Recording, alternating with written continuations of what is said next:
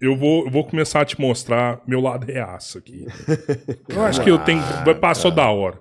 Pra mim, político é tudo vagabundo. Todos é vagabundo. O cara entrou na política, ele é vagabundo. Eu tenho amigo meu que é vereador.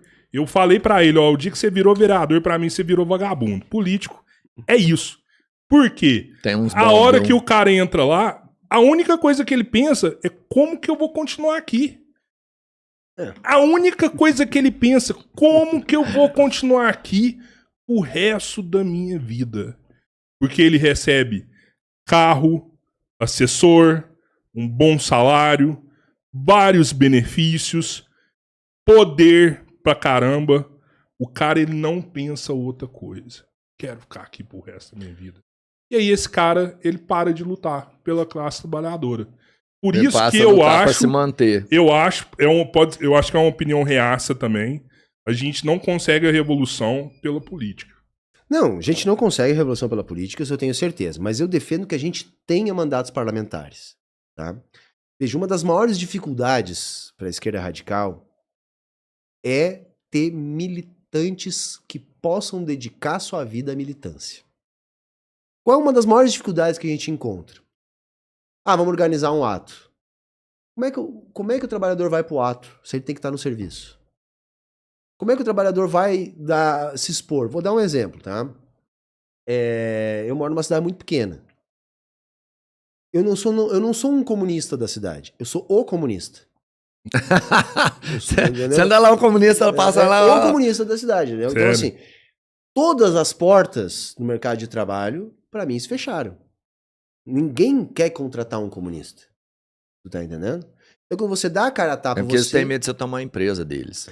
Então, eu tenho que explicar que a lojinha lá não vai ser tomada. Não vai ser tomada. É difícil, né? Mas assim... Mas você é mal visto, assim, na cidade, assim? As pessoas cortam volta de você, te trata né? mal? Não, já aconteceu coisa assim, de eu ser ameaçado por grupos bolsonaristas, eu ter que abandonar minha casa com minhas filhas, com a minha companheira, passar um tempo fugido, né?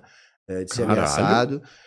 Uma vez eu fiz um vídeo falando mal dos militares, né, que eles estavam naquela coisa de apoiar o golpe e tal.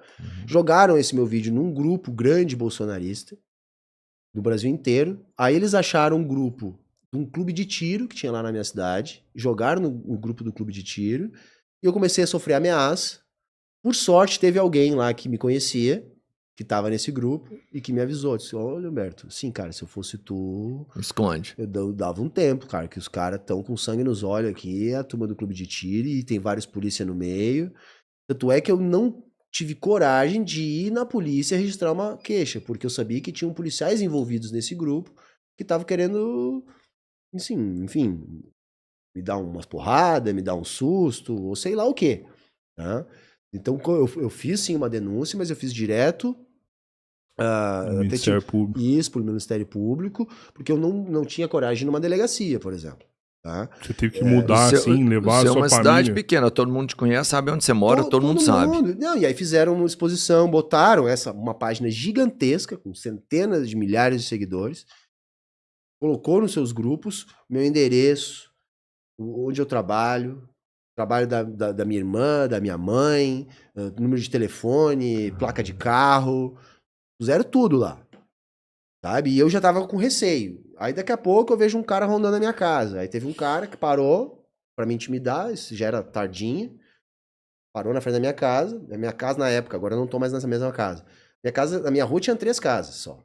Uma rua bem pequena. O cara parou o carro na frente da minha casa, parado ali, me intimidando. Aí foi quando eu disse, eu tenho uma filha de 17 anos, outra de 12. Sabe? Que não tem nada a ver com isso, sabe? Eu não posso estar expondo. Aí eu peguei as minhas gurias, peguei a minha companheira e tive que fugir. Passar 15 dias fora de casa. Fechei toda a casa e fui para um lugar lá até fazer uma ocorrência, direitinho via Ministério Público. Aí eu movimentei a internet inteira, né? Para também dar visibilidade para o que estava acontecendo comigo, sabe? Até a coisa esfriar e eu poder voltar para casa. Então esse tipo de coisa aconteceu, sabe? Mas tranquilo, eu estou disposto a enfrentar esse tipo de coisa. Né? Que eu digo, todas as portas de mercado de trabalho se fecharam. Né? Eu trabalhava em 3 escolas privadas. Né? Casualmente ou não, perdi todos esses empregos, conforme eu ia crescendo na internet e expondo as coisas que eu tava falando. Hoje eu dou aula onde? Eu dou aula onde eu sou concursado, eles não podem me demitir. Para eles me demitirem, eles têm que abrir todo um processo, eu tenho que deixar um monte de furo, um monte de coisa, né? E eu só não parei de dar aula totalmente, tô dando bem poucas aulas, porque eu não quero perder a minha nomeação, porque eu não sei até quando eu vou conseguir me manter dessa maneira, né? E eu sou uma pessoa assim, eu não tenho família rica, eu não tenho nada, eu não vou herdar nada a não ser as dívidas, não tenho... Sabe aquele estereótipo do comunista sustentado pelos pais? Pois é, eu não. Não é. Eu comecei a trabalhar com 14 anos, sabe? Eu fui pintor, eu fui motoboy, eu fui garçom de feira, sabe? E eu não falo essas histórias pra me vitimizar. Eu falo essas histórias pra galera tirar da cabeça o estereótipo do comunista que estudou na USP, que é sustentado pelos pais. iPhone. Sabe? Eu não, cara, eu fui um cara assim, ó. Na minha cidade lá, tinha um festival que chamava Festival do Peixe. Acho que ainda existe. Tinha um pavilhão lá de alimentação. Teve anos, eu trabalhei vários anos lá de garçom, mas teve, por exemplo, um ano, eu gosto de contar essa história pra galera ver de onde eu vim. Eu chegava lá, eu não trabalhava pra ninguém das banquinhas que estavam lá. Mas eu botava lá minha roupinha de garçom, me parava lá e fazia de conta que eu tava trabalhando pra alguém. Atendia o cliente na mesa, quando o cliente pedia, eu ia na banquinha, comprava do meu bolso, servia o cliente, e aí cobrava na mesa 10% de taxa do garçom opcional, porque eu não podia obrigar ninguém a pagar, mas procurava fazer um bom atendimento, ali os caras pagavam, e no final da noite eu levava o meu, sabe? Pra eu conseguir tirar algum. Cara, você é um puto empreendedor, mano. Não, isso não é empreendedor, cara. Isso é se virar, cara. Isso aí é um precarizado, empreendedorismo cara. pra caramba, mano. Não, o empreendedor fazer um negócio, é um business. Cara, e um empreendedor, isso é uma outra coisa que eu gosto de falar. É bom você ter falado isso aí. O empreendedor, ele faz um empreendimento. O empreendimento depende de capital. O cara que faz isso que eu fazia não é um empreendedor. Isso é um precarizado se virando para não passar fome. É muito diferente do empreendedor, né? Eu queria ser um empreendedor e não tenho problema nenhum com o empreendedor. Não tem problema nenhum. O cara que vai botar seu pequeno negócio, tá tentando construir um pequeno patrimônio, né, tal. Eu não sou contra isso aí. Até porque são trabalhadores. A maior parte dos ditos empreendedores são trabalhadores. E é uma das minhas maiores dificuldades é fazer o cara que tem um pequeno negócio entender que ele tá do meu lado politicamente, mais próximo de mim. O cara que tem uma lojinha, mesmo que ele tenha um salário de 30, 40 mil, tá? Salário não, né? Mas que ele tem uma renda de 30, 40 mil. Ele tá muito mais próximo de mim ou de um morador de rua do que de um milionário. Se ele parar uma semana, ele passa fome. Sabe? É isso que eu tô dizendo. Então, assim, eu defendo o cara que luta, mesmo o cara que vai botar o seu pequeno negócio, esse pra mim é um companheiro, sabe? É um companheiro de luta. E eu quero convencer ele que eu tô do lado dele. Que eu não quero tomar o pequeno negócio dele. Que eu não sou inimigo dele. O meu inimigo é o grande capital.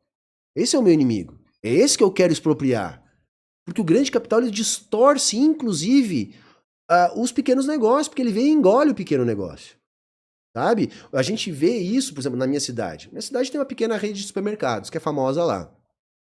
Não são grandes burgueses.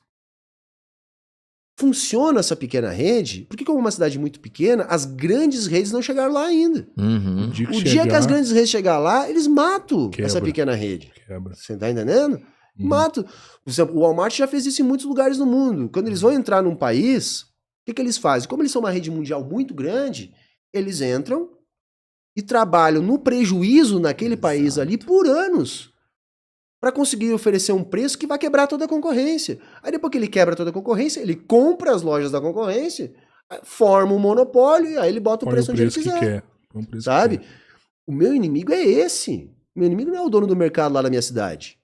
Mas você não acha que o discurso tem que mudar, então, professor? Porque, assim, eu acho que eu falei uma vez isso, falei pro Jones isso, o dia que a gente tava almoçando, eu falei, cara, é muito louco, né? Eu saí do colegial e eu tinha um professor de história lá, que eu adorava o cara. E eu saí do terceiro colegial odiando meu pai, que tinha uma ferragista, uma lojinha. Eu olhava meu pai assim como um explorador. Ele só tinha uma funcionária. Eu falava assim, cara, meu pai explora pra caramba a funcionária, que era uma só que ele tinha.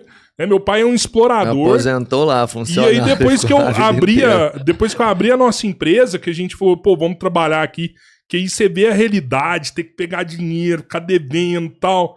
Mano, a gente tá tudo no mesmo barco, sabe? Meu pai nunca foi explorador, meu pai é trabalhador igual eu, trabalhador igual todo mundo, só que em setores diferentes, trabalhando de forma diferente. E quem é o burguês mesmo é o banco ali que tá lucrando 60 bi por ano, tá tirando dinheiro de todo mundo. É o Walmart que você falou aqui, né? Que tá acabando com os pequenos negócios.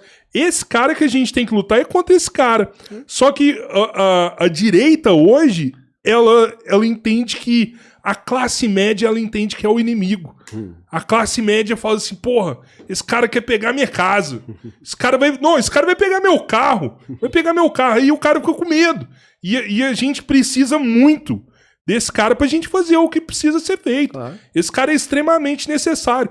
Assim também como, sei lá, religiosos também. Tem muito religioso. Pô, ó, o Frei Gilson aí. Uma galera tá rezando com o Frei Gilson pra combater o comunismo.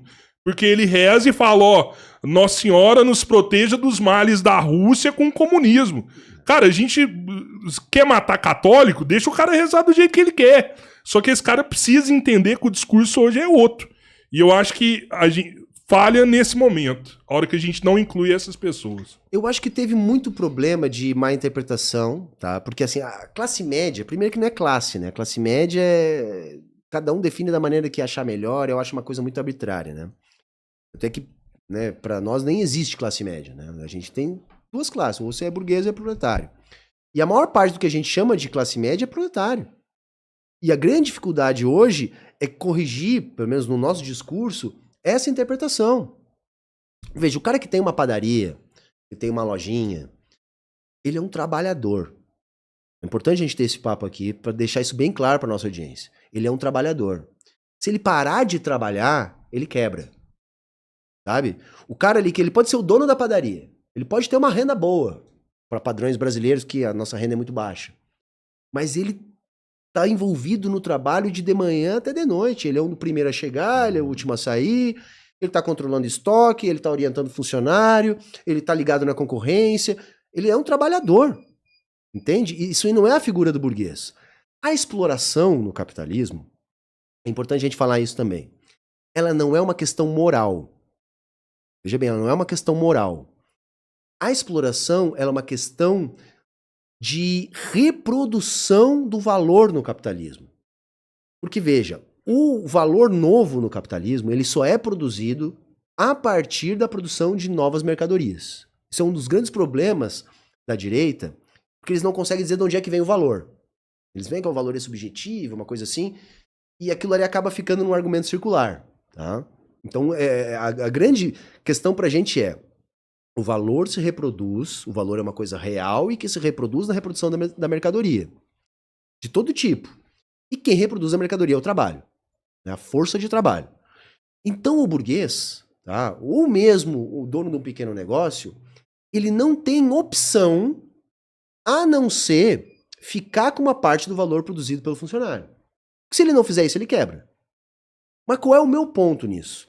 O pequeno negócio, ele não é aquele responsável por ficar com esse mais valor ou mais-valia, por pautar os preços. Vamos voltar lá pro tiozinho da padaria.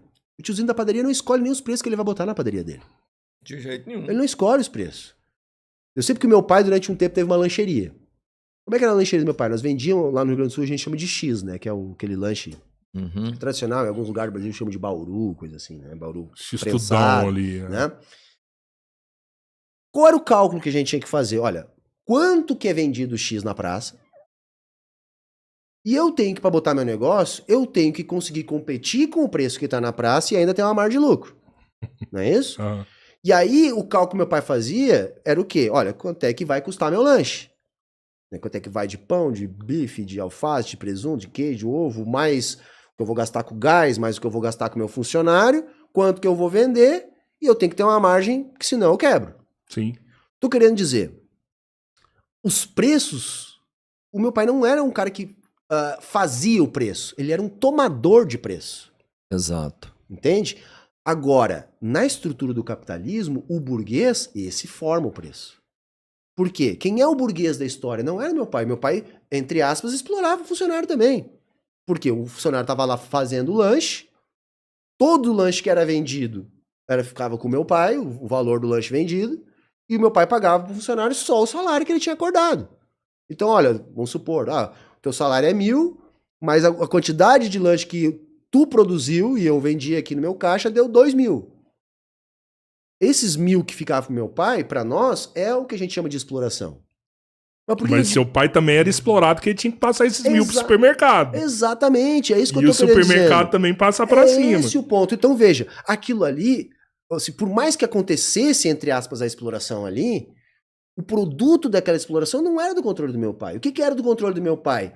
A fatia que sobrava pra ele do trabalho dele. Porque ele também estava lá de manhã cedo até de noite trabalhando. E às vezes nem sobrava. Exatamente. Acontecia um problema ali, queimava alguma coisa, tal, prejuízo. Podia acontecer.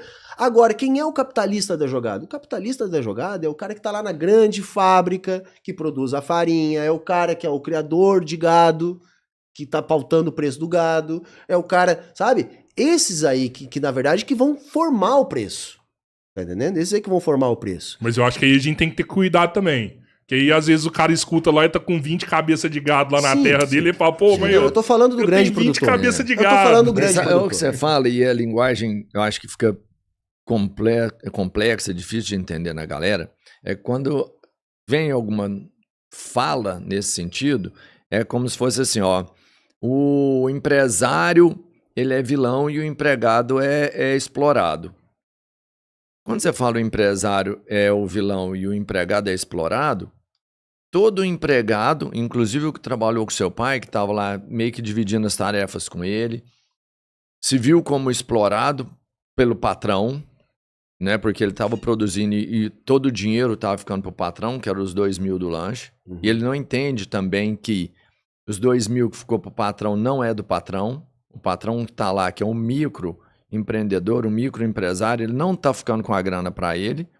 Né? Ele só é um cara que coleta tudo isso e repassa para o sistema. Mas, de toda forma, o empregado vê esse cara como um vilão.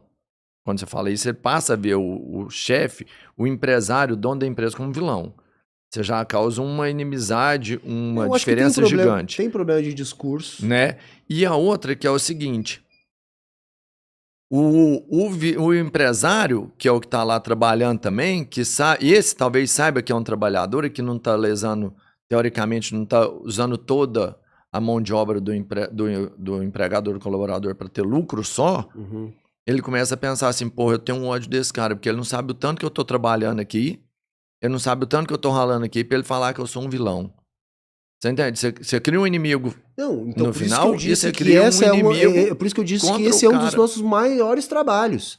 É fazer a diferença, tá, para quem tá acompanhando o debate, do grande empresário, o burguês, vamos falar, não é? O burguês é o grande empresário, né? O burguês, ele até pode trabalhar, mas ele não precisa.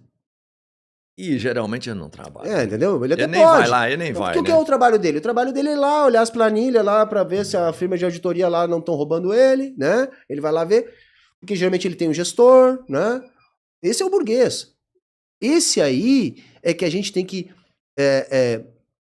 eu não vou nem dizer demonizar, mas a gente tem que apontar que esses são os responsáveis pela organização de toda a estrutura produtiva que massacra o trabalhador, sabe?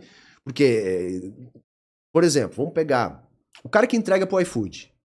O cara que entrega pro iFood, normalmente quem é o patrão que ele vê?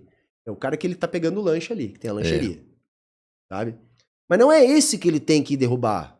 Ele tem que derrubar a estrutura do iFood, sabe? Porque a galera acha que, por exemplo, essas coisas são necessárias. Na minha cidade, sabia que praticamente não existe iFood? Até tem, mas quase ninguém usa. Por quê? Porque como é uma cidade muito pequena, tu não precisa do atravessador. Tu tem o telefone, o WhatsApp direto da lancheria. O cara vai e te entrega. Tu entra lá no WhatsApp da lancheria, pede pro cara, o cara te entrega. Tu não tem o iFood. Eu fui instalar o iFood no meu celular quando eu vim a São Paulo aqui, que eu precisei, né, eu não conheço nada, não queria sair do hotel ali, porque, né, não conheço. Aí instalei o iFood pra poder olhar lá as opções. Porque na minha cidade nem tinha.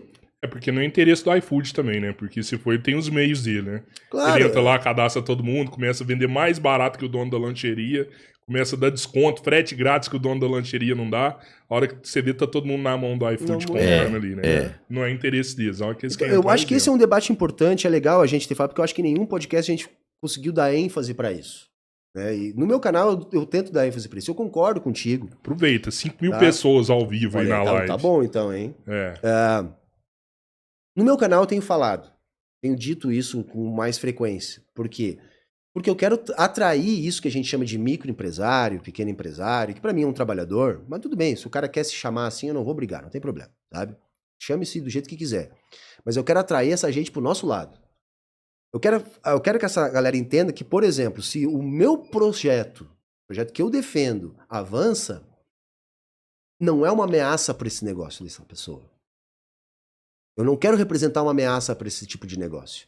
Eu quero que ele entenda que, olha, não, esse projeto vai me defender do Oxxo da vida chegar na minha cidade aqui e acabar com o meu mercadinho, entende? Eu quero que ele se veja como uma pessoa que eu tô do lado. E como que a gente conquista esse cara? Como que a gente politiza ele? Eu não tenho forma, eu sei que todo mundo quer da gente isso, sabe? Se cada lugar que eu vou as pessoas querem resposta, sabe? Eu não sei, cara. Eu tô tateando, mas eu tô tentando com todas as minhas forças, sabe? Eu tô tentando. E o que eu tenho feito? Eu tô tentando falar de uma maneira mais fácil, mais acessível. Eu tô tentando tirar o economês do que eu falo. Tô tentando tirar o jargão marxista do que eu falo. Sabe? Tô tentando falar uma linguagem que as pessoas entendem. Tô tentando colocar a gente como trabalhador. Corrigindo os erros também? Reconhecendo os erros? Sim, eu acho que sim, cara. Esses eu dias não tenho eu vi um compromisso com ele. comunista da Soberana falando, ó, a gente tem que aprovar agora a escala 4x3